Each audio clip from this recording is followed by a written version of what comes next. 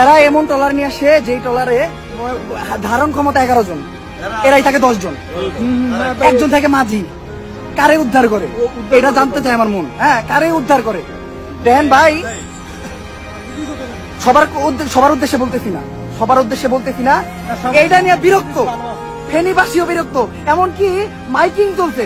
দেন আমি গাজীপুর থেকে আসছি, আমার তখন কষ্ট লাগে যখন এখান দিয়ে মাইকিং দিয়ে কয় যে ঢাকার থেকে তারা আসছেন ভাই, আমরা ফেনীর মানুষ এত গরিব না, ওই আপনারা নিয়ে আইছেন, ওই 10 জনে একটা বোর্ডে শোতে আইতেছেন।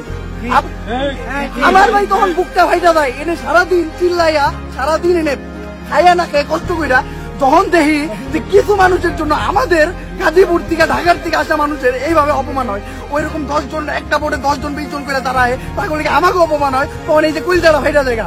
কারণ আমরা ঢাকার থেকে সারা রাত গাড়ি চালাই আইছি, বৃষ্টিতে ভিজা, তখন খালি খবর পাইছি সারা রাত গাড়ি চালাই আইসা কেমনে যে আমরা ভেনি পর্যন্ত আসছি আমরা নিজেরা জানি। আজকে সারাটা দিন এই জায়গায় প্রত্যেকটা পার্সন ফেনীর মানুষের লোকে পাগলের মতো কাটতে দেয়, খাইয়া না খাইয়া। কিন্তু যখনই এইটা দেখি আমি নিজেই প্রমাণ, আমি ফেনীর মানুষের দোষ দেবো, আমি নিজে প্রমাণ।